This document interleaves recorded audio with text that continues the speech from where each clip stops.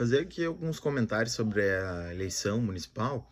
Eu estava agora há pouco numa live do Matinal, que é um jornal independente aqui do Rio Grande do Sul, e agradeço a eles, né, pelo espaço. E, enfim, né, quando a gente está falando no canal midiático, né, as coisas são muito aceleradas, daí nem sempre dá tempo de desenvolver as ideias, assim, na integralidade, né. O que não é culpa, de forma nenhuma, dos jornalistas, ao contrário, né, foram extremamente generosos, mas, enfim, o tempo é muito acelerado. Então, assim, eu queria fazer uma análise, assim, de alguns pontos, né, da eleição federal. Eu vou começar pelo mais popular de todos, que é o paulista, para chamar, digamos assim, as pessoas para o papo, já que no final das contas todos nós participamos dessa eleição em função não digo que é sobre, porque de fato São Paulo tem uma população muito grande, né? Mas assim, a extrema disseminação que essa eleição acaba povoando o imaginário das pessoas, né?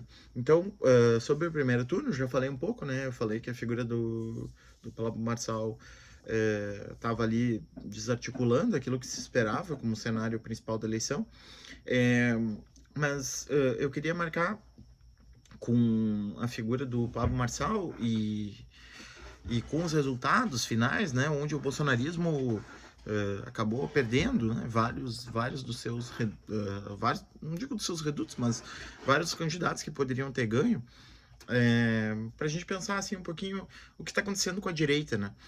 Desde o início do ano tem acontecido uma forte operação, né, da parte da direita, e isso inclui recomendações de agências financeiras, inclui a mídia impressa, os grandes canais de comunicação, entre outras coisas, né? Tem acontecido uma espécie de tentativa de normalização da extrema-direita na figura do Tarcísio, né? Quer dizer, o Bolsonaro nunca foi totalmente digerível porque ele é um sujeito indigerível, né? Ele é um sujeito indigesto, né?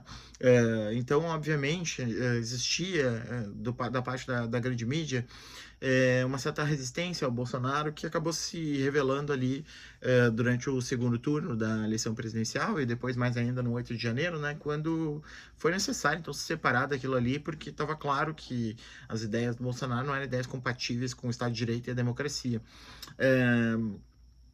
Então, a tentativa de encontrar uma solução para isso foi com base no Tarcísio, né? Um cara que é um bolsonarista orgânico, né? Um cara que surgiu a partir do Bolsonaro, não seria ninguém se não fosse o Bolsonaro, mas que come com talheres, né? Que é um sujeito que consegue ter assim a mínima articulação política, a mínima educação enfim, né, um tratamento relativamente normal em termos institucionais, que acabou produzindo então essa aliança entre centrão e bolsonarismo de uma forma mais digerível, né, mais vendável, mais consistente do que aquele acordo anterior entre Bolsonaro e Lira, que continua valendo, mas que, de certa maneira, envolvia uma figura um tanto quanto incontrolável, que era essa figura caótica do Bolsonaro, né? Então, a gente viu no Brasil inteiro uma grande vitória, né, do Tarcísio, no sentido de que, não só do Tarcísio, né, mas do Tarcísio e tudo que o apoia, né, que é essa tentativa de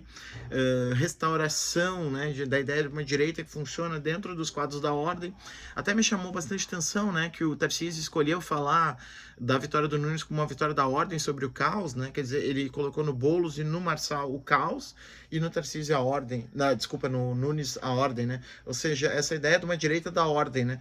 Uma das características do movimento direita pós-Trump é ser uma direita do caos e não uma direita da ordem, né? E o Tarcísio, então, tenta retomar, assim, aquele sentido da direita que prevaleceu ali dos anos 80 para frente, né? Inclusive sob a batuta nos Estados Unidos, né? Da ideia de lei e ordem, né? Law and order, né, que era uma das principais pautas da direita, que já era extrema-direita ali, mas que nem sempre era colocada dessa maneira.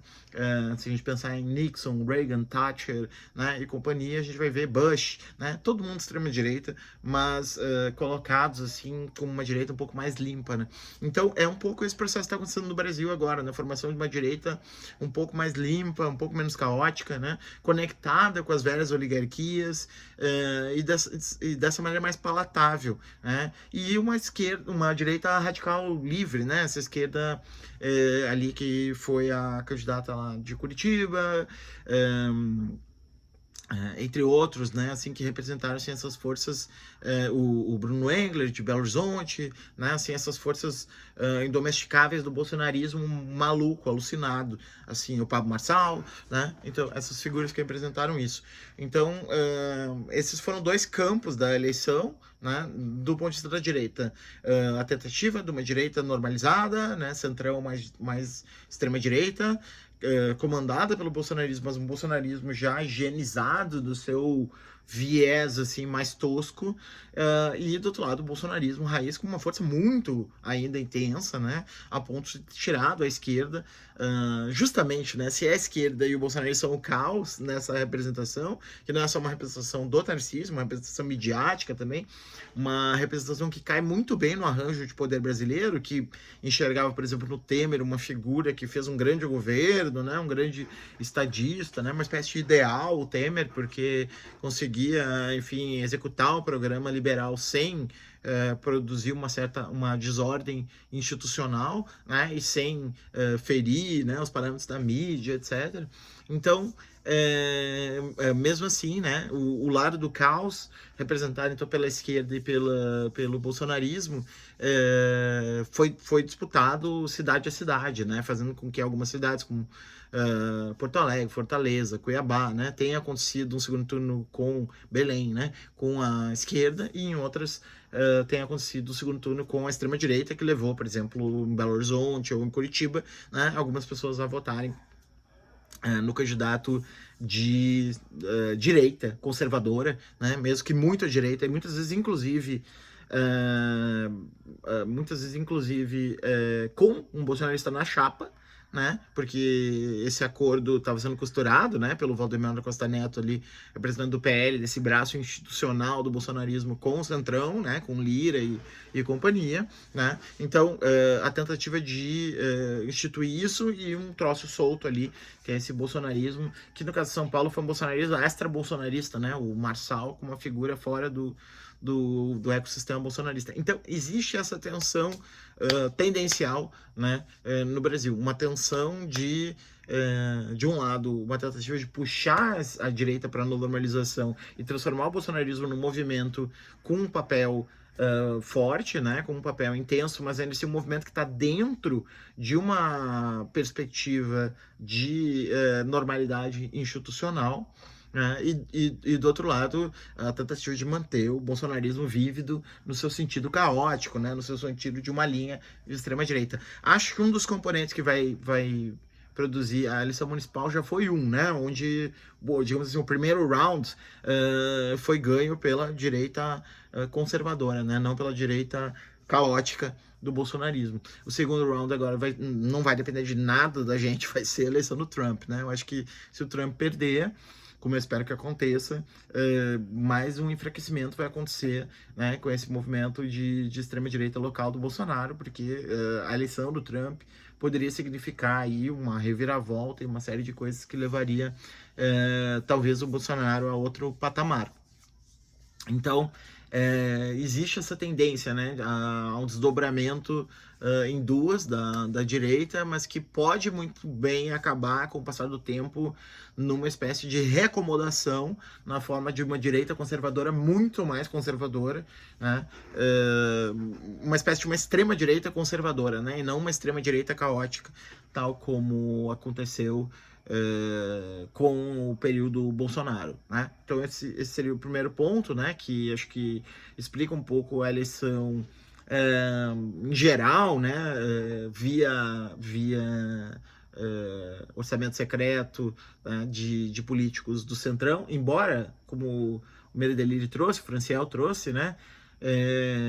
Concordo com eles de que nunca houve essa hegemonia da esquerda, né? Esses dias alguém falou assim, mas como é que pode? As pessoas votavam no PT e agora não votam mais. Não, mas nunca houve essa hegemonia do PT, né? No seu auge ali do governo Dilma, houve ali uma boa votação em várias cidades, mas nunca houve assim, o PT ocupando o lugar de um MDB, por exemplo, né, em termos de partido mais votado, etc. Então, assim, não é o caso da gente pensar nessa hegemonia do Centrão como algo novo, né? Na verdade, o que a gente está vendo é o contrário, é uma certa retomada, né, pós-2013, pós-Lava Jato, né, pós-bolsonarismo, né, uma certa retomada do equilíbrio, digamos assim, do ponto de vista das coalizões políticas da direita, né, em torno de uma direita mais institucional, né, sobretudo na dobradinha, nesse momento super poderosa, né, entre o Tarcísio como o cara que faz o elo entre a extrema-direita e o bolsonarismo, né, extrema-direita institucional e bolsonarismo, e o Kassab, que é parte do governo do Tarcísio, que pode dar uma base muito sólida, né, porque o PSD foi o grande vitorioso das eleições em termos de números de prefeituras, exatamente pelo seu caráter fisiológico, né, por ele ser esse MDB, como o MDB também né, do PMDBismo da categoria do Marcos Nobre, né, aquele que mais ou menos vai deixando as coisas como estão, né? O pacto é não mexer em nada, né? Então, assim, existe uma reacomodação, assim, talvez um pouco ligado ao cansaço político das pessoas, a desilusão, desencanto, né? Que acabou envergando para esses candidatos. Mas também é o fato de que, efetivamente, quem consegue produzir uma energia em termos libidinais, né? De colocar o eleitor na urna é a extrema-direita, né? Hoje, poucas candidaturas da esquerda conseguem produzir esse efeito, né, de tesão no eleitor. E em função disso, acaba que a esquerda é obrigada a se aliar com esse centrão com o intuito de neutralizar a extrema-direita. E aí, realmente, a extrema-direita não tem maioria social, né? Ela representa um terço da sociedade, assim como a esquerda também representa, né? Então, a esquerda acaba se tornando o fiel da balança, né, nessa disputa entre uma opção conservadora e uma opção caótica, né? E a esquerda se coloca nesse lugar aí de fiel da balança, possibilitando que isso seja, então, equacionado. Então, primeiro eu queria falar então dessa nova configuração da direita nacional. Agora também quero falar da esquerda, né? Então, começando de novo pelo caso de São Paulo. Parabéns pro Boulos, né? Pela campanha que ele fez. Saiu maior do que entrou, mesmo tendo perdido. Né? Porque era uma eleição muito difícil de ganhar, né? Uma eleição que não só tu compete com um candidato que tem um arco de alianças imenso, né? Com um outro candidato palhaço que entrou e tomou a pauta para si, né? Então não conseguiu nem que o Boulos pudesse, digamos assim, ocupar um lugar de protagonista no primeiro turno, que foi do Marçal, e também com o fato de que, né, é mais difícil fazer esse trabalho pela esquerda do que pela direita, né? Sobretudo que a gente tende a buscar explicações para os problemas de caráter social, né? Que, portanto, são mais complexos do que a explicação da extrema-direita. E o que eu mais gostei da campanha do Boulos foi que, embora o primeiro turno eu tenha achado a campanha ruim, porque não usou quase nada das inovações que tinha feito na campanha anterior, da pandemia, e foi uma campanha morna, né? Sempre à espera do Lula, que nunca chegou. Embora isso tenha acontecido, no segundo turno o Boulos manifestou uma coisa assim muito impressionante, que é uma coisa que a gente não vê em várias das lideranças da esquerda, né? Que é uma vontade de vencer, assim, sabe? Que é uma vontade de fazer, criar fatos constantemente para, com isso, conseguir movimentar os números das urnas, né? É possível que o Boulos, se não tivesse feito todo o esforço que fez no segundo turno, tivesse menos votos do que teve, talvez a mesma votação da eleição anterior, né? Que eu acho que nessa ele fez. Eu tô gravando esse vídeo aqui em cima da hora, não tô nem com os números aqui, mas eu acho que ele fez mais votos do que na eleição anterior, né? Então esse plus de votos representa um acréscimo aí devido a essa atitude, né, mais proativa do Boulos. Não que o Boulos tenha sido assim, um modelo para o futuro, mas eu acho que, de fato, acho que ele manifestou assim, algo que merece ser copiado pelas campanhas seguintes, né? E ele também manifestou uma ousadia, né? Um momento em que o PT se desvencilhou das suas lideranças clássicas, né? Poderia ter sido a Marta Suplicy, por exemplo, a candidata. Claro, né? Teria mil dificuldades, porque a Marta Suplicy, entre outras coisas, voltou pelo impeachment, né? Que é uma coisa terrível na escrita da trajetória dela, né? Mas a gente sabe o quanto o Lula também é conciliador, né? Então talvez aí não necessariamente isso tivesse impedido uma indicação dela, mas poderia ser pior ainda, poderia ser o Gilmar Tato, né? Como foi na eleição passada, né? Então, assim, colocar o Boulos foi colocar a aposta numa liderança para o futuro, né? Coisa que não aconteceu, por exemplo, em Porto Alegre, né? Quando a Maria do Rosário, por exemplo, representava uma esquerda dos anos 90, né, ainda congelada no tempo, vinculada a uma luta que hoje nem tem tanta reverberação, né, que é a luta dos direitos humanos, que naquela época em que a Maria encampava, era a luta que envolvia o movimento negro, o movimento feminista, o movimento LGBT, né, entre outras coisas, e daí, né, a rejeição à ideia de direitos humanos, e também os direitos humanos das pessoas que estão sujeitadas, né, ao controle policial, carcerário, etc e tal, né, mas que hoje os movimentos sociais já abandonaram esse léxico, né, essa linguagem de direitos humanos, né? Eles trabalham em outros termos, né? Alguns chamam de erradamente, a meu ver, né, de identitários, né? Mas enfim, são movimentos que trabalham mais em termos de configuração de poder e um poder mais em sentido Foucaultiano, né, do que esse poder jurídico disputado a partir dos direitos humanos, né? Então já é uma candidatura marcada assim por uma temporalidade atrasada, né? O caso da Maria do Rosário e assim vários outros casos, né? Indicações de candidatos que já estavam desgastados pelo tempo, né? Belo Horizonte foi a mesma coisa.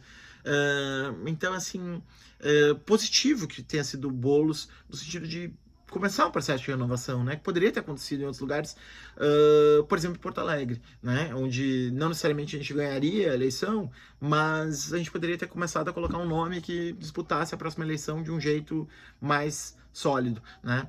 Terceiro ponto, que está sendo muito discutido, né? Assim, essa questão da aderência à direita da periferia, né? Eu não tenho aqui, não vou fechar a posição sobre isso, porque é uma coisa que eu venho pensando, escrevendo e trabalhando, e já escrevi vários textos sobre isso, né? Nem todo mundo conhece, mas já escrevi sobre o bolsonarismo popular, e, enfim, tenho minhas perspectivas sobre isso, mas digamos que a gente tem aí uma tarefa muito árdua pela frente, né? Porque a ausência de adesão à esquerda, ao contrário do que alguns dizem, não se trata só de manipulação, né? Não se trata só de uma instrumentalização ideológica por parte dos meios de comunicação de massa que faz com que as pessoas tenham aderência a valores de direita, atraiam sua própria classe e assim por diante, né? Se trata de algo mais profundo, né? Se trata de fato, um processo de produção de subjetividade na periferia, que é o mesmo processo da sociedade em geral, né? Que é um processo de subjetivação neoliberal, onde o individualismo prevalece, onde a ideia de bens comuns ou a ideia de serviços públicos se enfraqueceu muito, né? Uma desilusão generalizada com a capacidade do Estado responder a problemas sociais em função da má gestão do Estado, corrupta, etc. e tal. E daí a busca, então, de uma alternativa individualista, né? Cada um por si, teologia da prosperidade, né? Prosperidade é a pauta-chave, eu quero mais dinheiro, né? E todo o resto é trololó, e não quero nem saber disso, né? Então a tarefa aí vai ser uma tarefa significativamente mais pesada para nós, né? Porque a gente vai ter que partir do zero para desconstruir essa forma neoliberal de existir, né? Não é que essa crítica seja uma crítica a partir do zero, no sentido de que ela não esteja feita, mas a gente vai ter que partir do zero, no sentido de que não é só levar a comunicação da esquerda, como se as nossas ideias fossem automaticamente melhores e as pessoas aderissem às nossas ideias imediatamente, desde que elas fossem explicadas acerca dessas ideias. Não, elas conhecem essas ideias. Elas realmente não acreditam nessas ideias. Essas ideias não vinculam elas. Esses mitos, essas noções-chave que formam a base da nossa luta já não contagiam as pessoas, né? As pessoas não se sentem afetivamente conectadas com isso. Então o trabalho vai ter que começar do zero, né? A gente vai ter que, de fato, mostrar muitas coisas que já estão aí mapeadas, né? ciências sociais, pela psicologia, pela filosofia, por outras áreas. Tem, por exemplo, essa cultura neoliberal é uma cultura do estresse, é uma cultura do cansaço generalizado, do burnout, é uma cultura da destruição da terra, né? Essas noções todas vão ter que começar a ser comunicadas, mas não é só a gente tem uma coisa e vamos ali comunicar. Não, não, a gente vai ter que repensar toda essa estratégia de comunicação, porque a gente não comunicava, digamos assim, essa crítica ao neoliberalismo, a gente simplesmente presumia de que a nossa ideia era melhor e, em função disso, bastava levar a nossa ideia em contraste com a ideia neoliberal que a pessoa já ia aderir imediatamente. Não. A tarefa aí vai ser uma tarefa mais complexa, né? Uma tarefa que vai exigir um a mais, né? Um a mais da hipermediatização, né? Que é essa coisa da pessoa não acreditar mais nada, a não ser estar no seu WhatsApp, né? Essa ideia de que a vida se faz ganhando dinheiro fácil, em telas, né? E aí, né? Tem um monte de sutilezas que têm que ser discutidas, o que é o que é trabalhar e qual, né, e qual o sentido do esforço que não se confunde com esforço sujeitado, servil, né, que é esse esforço que tem uma parcela de humilhação que esse pobre está rejeitando, né? Porque qualquer um rejeitaria, né? Quer dizer, se eu puder não trabalhar dessa forma, melhor para mim, né? Então, se eu ganhar com a aposta esse dinheiro, melhor para mim, eu não vou precisar passar por isso, né? Então, essa demanda é legítima, mas a demanda de pular qualquer tipo de trabalho, né? Entendendo o trabalho de uma forma mais ampla, né? Pensando, por exemplo, no trabalho reprodutivo que o feminismo nos traz, né? Isso sim, me parece que aí é uma questão que a gente vai ter que entrar e discutir, né? Não é assim tão simples, né? Você ganhar tudo com o tigrinho e ficar rico, né? Quer dizer, a nossa sociedade não pode ser uma sociedade de pirâmide, né? Assim, uma sociedade de pirâmide é insustentável. Mas ninguém quer saber disso nesse momento, né? Então, vai ser um trabalho árduo, né? Vai ser um trabalho difícil que a gente vai ter que fazer. E não é um trabalho só de comunicar melhor, não é um trabalho só de fazer meme, né? E a gente tem agora todos esses web comunicadores do comunismo e tal. Eu tenho um pouco de dúvida se essa estratégia vai dar certo, né? Em termos não só porque, enfim, eu não concordo com muitas das coisas que eles falam em relação a como eles pensam, mas ok, digamos que viver num mundo pautado, né, por alguns valores que eles defendem possa ser melhor do que viver no mundo que o Pablo Marçal defende, né, com certeza mas eu não sei também se são esses os valores que vão dar tesão nas pessoas, né, os valores lá que esses web comunistas traduzem, né, então isso também é uma coisa pra gente pensar, né? E por fim, o último aspecto assim, que eu queria destacar é o quanto a gente já viu isso com a Covid, né? O quanto a gente tem uma dificuldade imensa de politizar a crise ecológica, né? Quer dizer, essas coisas que estão acontecendo, né? Enchente, incêndios, fumaça pelo Brasil inteiro, não são coisas aleatórias, não são coisas surgindo do nada, não é um meteoro que caiu na Terra, né? São coisas que estão diretamente vinculados a atividades humanas e diretamente vinculadas a forma como a gente produz a vida, né? Produz para consumir e a roda girar e computar índices econômicos, né? Então, tem aí algo que é da ordem de uma normalidade que se continuar sendo levada assim, vai continuar produzindo cada vez mais esse colapso climático. E a gente não conseguiu ainda nem chegar perto de politizar isso, né? Essa pauta nem entrou ainda na esquerda, né? Então, talvez aí tem um gancho para a gente começar a reconstruir o nosso programa, né? Já que nessa disputa capitalismo contra socialismo, aparentemente a gente levou a pior, né? Então, talvez esse gancho da questão ecológica possa ser um gancho que nos possibilite repensar alguns dos valores que estão sendo afirmados por esses votos de uma maneira muito clara, né? Não de uma maneira incerta, né, indecisa, como uma revolta difusa. Não, eu não concordo com essa ideia. Eu acho que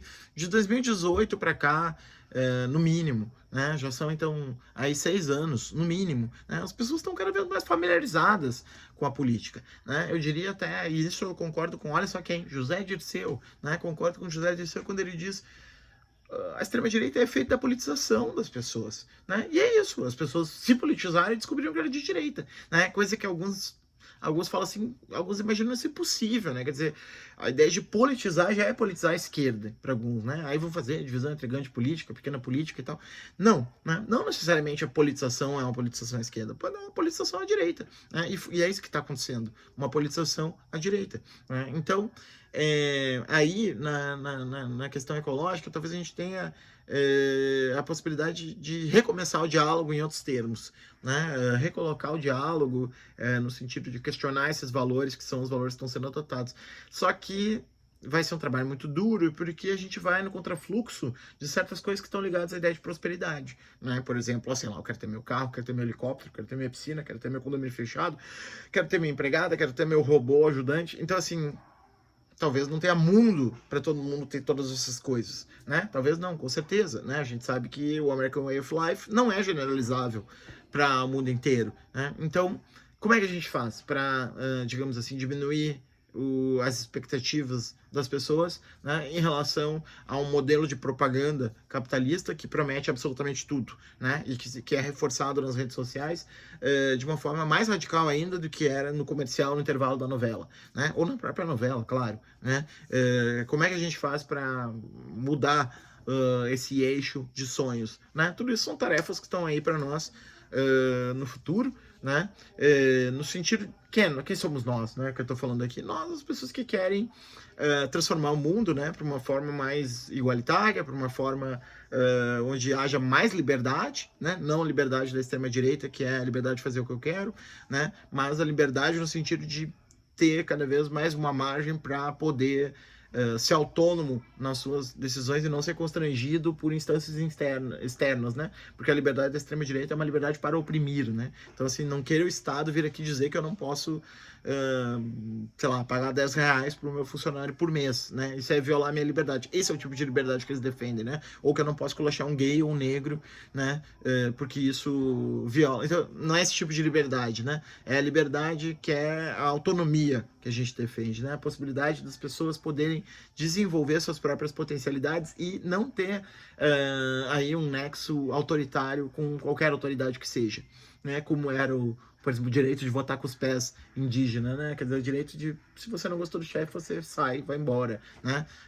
No mundo com fronteiras cada vez mais fechadas, né? Cada vez mais essa liberdade vai sendo encurtada, né? Em nome da liberdade de quem, né? Da liberdade dos xenófobos, racistas, né? Da população local branca, né? De não permitir a entrada de pessoas com um perfil étnico diferente, porque cada vez que as pessoas entram ali, essas pessoas fascistas estão sendo lembradas dos crimes que elas cometeram durante o período colonial, né, e da dívida que ela tem com essas pessoas, né? Então, igualdade, liberdade, né? Enfim, né? Diversos valores aí que a gente defende e que, enfim, né? A gente tem que saber que não tem nada, não tem um povo dado, né? No duplo sentido, né? Nem ele é dado no sentido de que ele já está a nosso favor, né? Quer dizer, é só comunicar melhor que ele vai agir conforme seu alto interesse, né? Assim, ele vai necessariamente convergir para um lado de esquerda, porque no final é o que mais favorece a ele. Infelizmente, essa fórmula não funciona. Tá aí, né, o Brasil para nos mostrar, mas outros tantos lugares para nos mostrar isso, né, que no final das contas, mesmo aqui em Porto Alegre, né, onde caiu o mundo na nossa cabeça, nem isso foi suficiente para as pessoas mudarem essa dimensão valorativa, né, mas tampouco é dado no sentido de que é imutável, porque está congelado na direita e não tem isso que fazer, né? Não, também as pessoas estão indevidas, as pessoas, né, podem reconsiderar as suas posições, né? Então, essas são algumas reflexões assim meio soltas que eu faço em relação às eleições municipais.